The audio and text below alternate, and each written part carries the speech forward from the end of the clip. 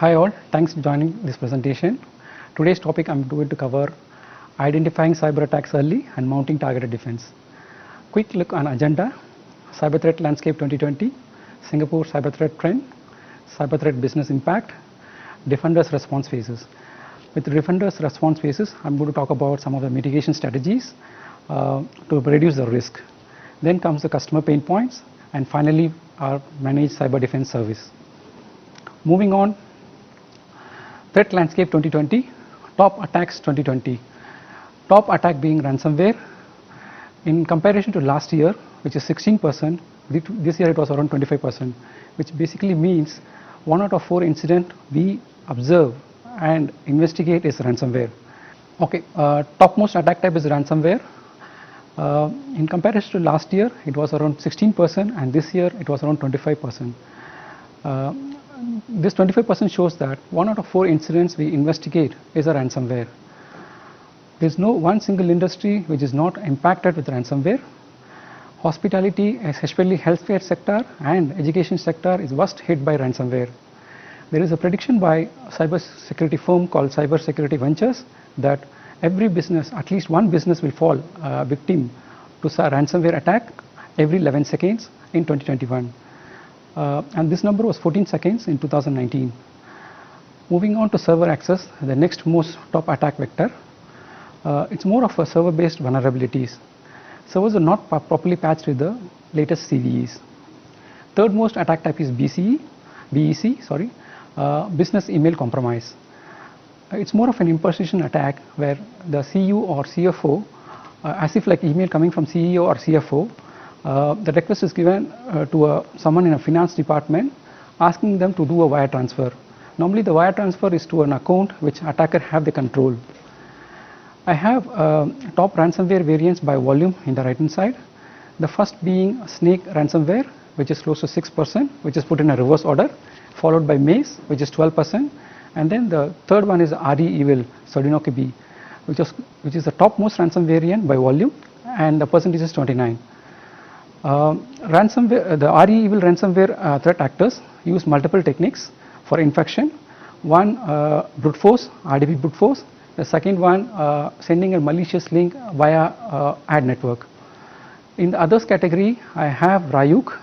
Ryuk is a ransomware variant, and if you have recently heard, a lot of US hospitals has been shut down because of this ransomware, and FDA has already issued a warning on this ransomware. Moving on, Singapore top cyber threats. We already saw phishing and ransomware in previous slides. The other top attack vector is website defacement. With website defacement, basically we are talking about an attack type where web server is compromised by well-known web application attacks like SQL injection, cross-site scripting, or via vulnerable third-party plugins. Once the server is compromised, the author has unauthorized access. The ransomware authors have an unauthorized access. They try to prove a point by putting inappropriate content in the web page. Moving on, I've shared some news Darktrace reading titles. If you just Google around, there are a lot more content on ransomware. 2 key points to note down on Darktrace dark reading titles. Rising ransomware breaches. The first title, Rising ransomware breaches _ cybersecurity failures, clearly shows that there is a lack of defense or there is an improvement required in the defense. The second title, Profilic Cybercrime Group now focused on ransomware, shows that multiple cyber threat actors joining hands together. Earlier, this cybercrime actors could have been doing a different business by stealing money from stealing credit cards, siphoning off the money through credit cards. Now focusing on ransomware because ransomware is giving them handsome profits and huge profit margin. But from the defender side, more thing to worry about is more disruption to business. Moving on, threat actors also improving their operation models and tactics. With traditional model, you can see here the ransomware authors directly sell the code to the second or third stage operators, and second or third stage operators infect the victim and a victim pays back directly to the ransomware authors. With this model, the second stage or third stage operators take directly the ransomware money. The change with the ransomware as a service model is ransomware authors enable or enable a platform for the affiliates or the second stage or third stage operators. They sell it as a platform as a service, where they are enabling the affiliates to infect the victim. The victim pays back directly to the ransomware authors, which is a difference, and the ransomware authors pay back to the affiliates a percent, which is 10 or 30%. The two key things to note down in this model: the sophistication, still since the ransomware authors retain the code, the sophistication layer can be added based on the defenses developed. Second thing to note down, there is a low entry barrier for the ransomware operators, because ransomware authors is enabling them with a platform which is required to infect the victim. There is a change in trend in ransomware, where typically cyber threat actors, once they steal the money or steal the data from the victim, they either delete the data if the victim is not paying the ransom, or they do some sort of a destruction. But the change in trend is they now started doing an extortion campaign, where they asking victim to pay a ransom, else the stolen data will be posted online in an internet or dark web forums. So because of this, the victim is forced to pay a ransom. BBC link mentioned here has a negotiation happening between the cyber threat actors and the victim. This slide shows a classic case of RE evil threat actors posting in the dark web forum, where they clearly announcing the data auction, which is a stolen data. Here the victim is denying to pay the ransom, so they are ready to put the stolen data in auction in dark web. Is ransomware effective? Yes, the attack succeed by 73%, which clearly shows that defenses has to be improved a lot. Ransomware payments. The chart shows the average ransomware payment per quarter. If you see the chart in Q3 of 2018, on average it was close to $6,000 has been paid as a ransom. In Q2 of 2020, it was close to 0.17 million, which clearly shows that the threat actors are winning the game. And within one quarter of 2020 and Q2 of 2020, it was close to 60% increase in ransomware money. And also it was around 16 days is a business disruption from the statistics. Moving on, ransomware infection vector. So top vectors: RDP, phishing, scan and exploit, drive-by downloads. RDP, if you haven't server ports open in the internet, even though you secure with the password, still attackers are trying to do a brute force and then take control of the server. Once they have the server access, they do a lateral movement to gain additional footage. The second thing is phishing. I think no explanation required on phishing.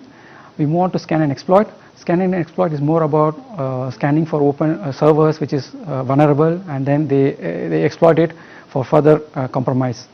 The last one is drive-by downloads. This is by an end user downloading a malicious software with an unintentional download, where the software is enabling the attackers a backdoor access. Sometimes this doesn't require a user interaction.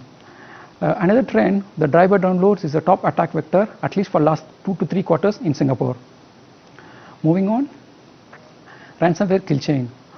If you see the tactics initial access, we already saw in initial infection vector, RDP brute force and scanning internet phasing system, vulnerable internet phasing system is part of a scan and exploit we discussed earlier. Once attacker have an access, low level user access on the end user machine, they move on to a credential theft tactic, which is basically they use a Mimikatz tool to dump the password hash credentials, and with the password hashes gathered, they use a password decryption or crackers to come up with a plain text password. So from user level access in credential theft tactic, they have an administrative credentials. Once they have the administration credentials of the end user machine, now they do a lateral movement. Lateral movement is more about once they have an access, they are trying to gather around the network to see what they can steal around the network, the data, or it could be an intellectual property or data also. So in the lateral movement, normally they use a technique called living off the land technique. So what is living off the land technique? If they download a malicious binary, easily detectable by the detection tools. So they start using Windows inbuilt tools like PowerShell, PS Execute. These tools are used by regular Windows sysadmins for the regular course of the business. So two things to note down. One, in a way they are trying to evade the defenses like detection tools, and second thing, since these tools are all used by Windows administrators as a regular course of business, SOC team has to investigate every use case of this tool usage to come up with the malicious activity. The next in the kill chain, next tactic in the kill chain is a persistence. What the attacker, once they gain a control on this machine, now they want the access to be permanent. So they want the backdoor access always. Even if the end user reboot the laptop, they want the persistence access. They enable new accounts in the end user device, or through GPO changes, or using shadow IT tools. Once they do a persistence, they steal the data and finally put the payload, depending upon the ransomware variant. So current slide shows the top three phases of a cyber security incident framework: prevent, detect, and respond. With prevent, we are trying to limit or contain the potential cybersecurity incident, and with detect, we are trying to detect an incident, which is an incident either through logs or the alerts coming from the preventive solutions. With prevent phase, we have preventive solutions like EDR, firewalls, IPS, antivirus. All those are preventive solutions deployed, and most enterprise are good at doing implementing the preventive solutions. In next phase, which is the detection phase, we are trying to detect an attack with logs collected or alert notification coming from the preventive solutions.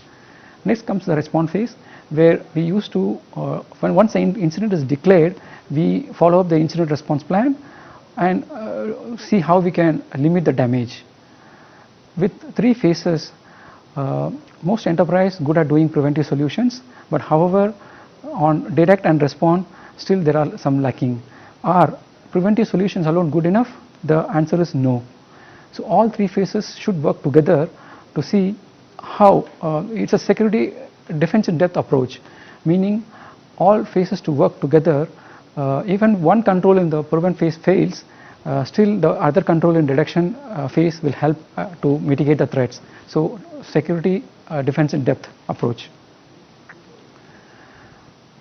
I have listed down some of the preventive measures or countermeasures which can be deployed for ransomware threats. The first one being end user awareness. End user awareness is about raising awareness to the users about cyber threats, phishing, credential stuffing, etc.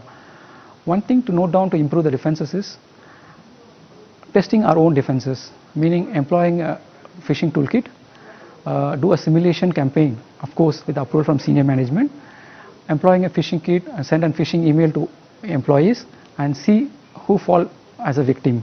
So we can educate those employees. Instead of attacker testing our defenses, we test our own defenses.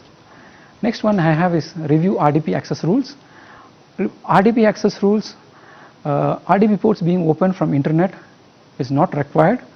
So RDP port access should be closed.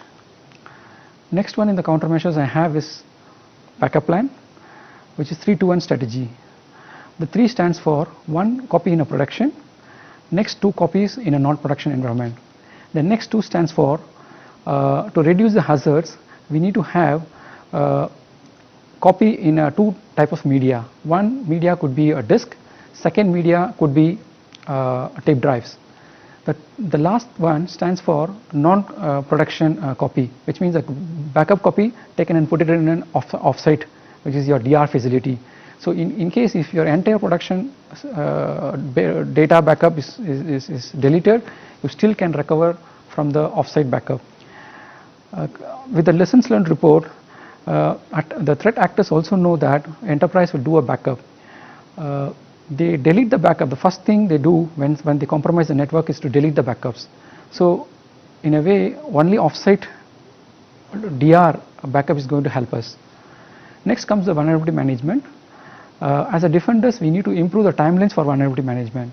The reason behind, when Microsoft releases the patch on Tuesday, the attackers do the reverse engineering on Wednesday and Thursday. They are ready by Friday, which means they are in the game very fast. But as a defenders, we need to improve the timelines. As per the statistics, 40 to 50% of the risk is minimized if you do a proper patching. Next countermeasures is a network segmentation. With network segmentation, we are talking about, let's say one end user machine is compromised. It could be an engineering function or some other function, and the attacker is trying to move from one network to other network. With proper network segmentation in a place, we can try to limit the attacker moving from one network zone to other network zone. Also, it's a zero trust concept. It is pioneered by Forrester in 2011, which states that trust no device by default.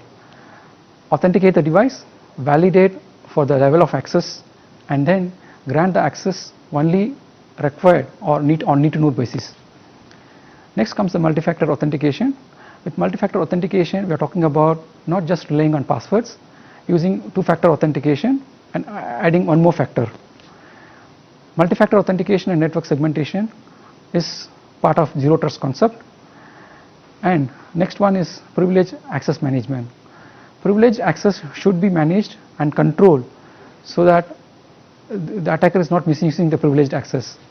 So it's part of a basic cyber security control, which we call it as cyber hygiene. The last one in the list I have is cyber insurance. The cyber insurance will reduce the risk exposure because of ransomware attack, and it's a hot industry because of a lot of ransomware attacks happening now. Moving on. So in detection phase, where do we as a defenders, where to detect an attacks? There are 7 stages in kill chain. Mostly focus on lateral movement or stage and exfiltration.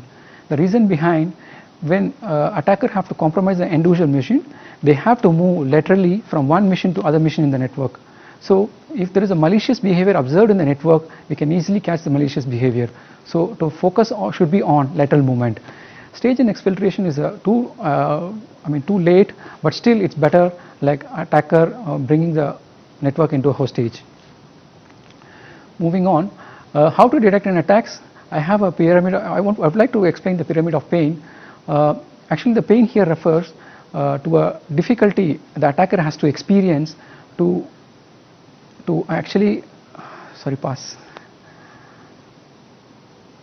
Okay, the pyramid of pain explains the difficulty attacker has to face to overcome the defenses. In this pyramid, if you see the lower bottom, there's a hash value as a countermeasure. Now, let's say you compute a hash value from a file. The antivirus is also having a hash value with malicious behavior. The hash value computed for a malicious behavior. The attacker easily changes the file content, so the hash value doesn't become similar. So the threat actors is easily bypassing this countermeasure, which is the hash value. So it's trivial for the attacker to bypass the hash values. Then comes the IP address in the pyramid. When you put a filter in a firewall, an access list in a firewall with the source IP address of the attacker, attacker uses a proxy network or a TAR to bypass the source IP address. So it's easy for an attacker to bypass this control. The third one in the pyramid is domain names. Attacker do host an infrastructure for domain names, so easily it can be bypassed. Next in the ladder, I have network and host artifacts. When we talk about network and host artifacts, it's more about, for the host it is about registry settings, and then the network it's more of an URL and other settings. So is it difficult for an attacker to bypass? Yes, it might be slightly annoying for the attacker, but not very difficult. Then moving on in the pyramid, we have tools. Catching the attacker behavior using the tools might be challenging, but not very difficult. Next in the pyramid, I have TTPs, which is basically stands for tactics, techniques, and procedures. What is tactics, techniques and procedures? It's actually a behavior which attacker have to go through from initial compromise to final foothold. So it's clearly documented that what is the behavior attacker show when they do the initial compromise to foothold. So MITRE ATT&CK is a framework which actually documented all these tactics, techniques and procedures which can be used to improve the defenses. It is based on the lessons learned report from the larger security community and the real world observation from the many security breaches. Moving on, for the detection we can effectively use network behavior detection. First of all, we need to understand what is normal to catch abnormal.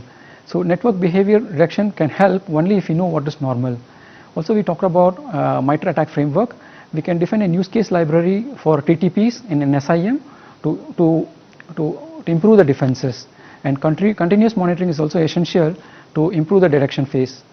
Threat intelligence and threat hunting is going to be giving more power to the detection phase. If you are not able to catch the attacker on the first two phases, prevention and detection, if you are at the response phase, we have to isolate the compromised endpoint, and then there is a project called No More Ransomware project, which actually has decryption keys for some of the ransomware variants. The No More Ransomware is a community driven project which can be freely used. The next one in the countermeasure I have is incident response. We should have a proper incident response plan to effectively mitigate the threat as well as to contain the incident in a shorter time frame. If you don't have a proper incident response plan, it may take even longer time to restore from the incident. One incident I would like to note down, Universal Health Services is a US healthcare giant. They are down because of ransomware attack close to 3 weeks. It was not confirmed what is the ransomware variant. It is suspected to be a Ryuk, but however the response timeline can even be extended beyond 3 weeks if you don't have a proper incident response plan. Then IT forensics. IT forensics, we are talking about taking a legal, the baseline, the system image copy if you have to take a legal action. So system copy, mirror image of the system is essential to do a legal action. Then last comes the BCP-DR. Business impact assessment is very critical to have a BCP-DR properly implemented. Also RTO and RPO, which means basically the timeline we need to restore the business. Top customer pain points. When we do a customer engagements, these are the top pain points we come across: lack of budget, lack of skilled staff, low security awareness among employees, too much data to analyze, and lack of automation. Especially on the skilled staff, there's a study from ISC Square, Cybersecurity Workforce Study, which clearly shows that there's a talent gap of 64%, especially in APAC. With that challenges ahead, organizations are looking for a partner who can assist them with their cybersecurity requirements. T-Systems has managed cyber defense service. It's an end-to-end service where we offer consulting, integration as well as operations. We have a SOC facility in Singapore. SOC facility is mostly focused on Singapore and APAC customers. With all phases we have talked about, prevent, defend, detect as well as respond, SOC team is able to assist customer on all the phases. The value add we bring to our customers: T-Systems is a global MSSP with 17 SOCs globally. We have a highly skilled expert with security professional working around the clock on 24/7 basis, and automated and unique threat intelligence. With respect to the threat intelligence, T-Systems have deployed a honeypot infrastructure where the honeypot infrastructure is able to give us the intelligence. This is fed into our SOC platforms, which enables a SOC team to be more proactive and more vigilant in terms of mitigating the cyber threats. Next, we have predefined use case libraries. We talked about TTPs. The TTPs are enabled as the way to detect the techniques, tactics and procedures has been enabled as a detection use case libraries from the MITRE ATT&CK framework. So in short, this is predefined, which means when customer has to be onboarded, we are fast we can immediately enable this use case libraries, so quicker turnaround. Then last, I have hybrid operation models. We also support hybrid operations with the SOC operations model. With that note, I would like to end my presentation. I hope you have some key takeaways from this presentation. Thanks for joining.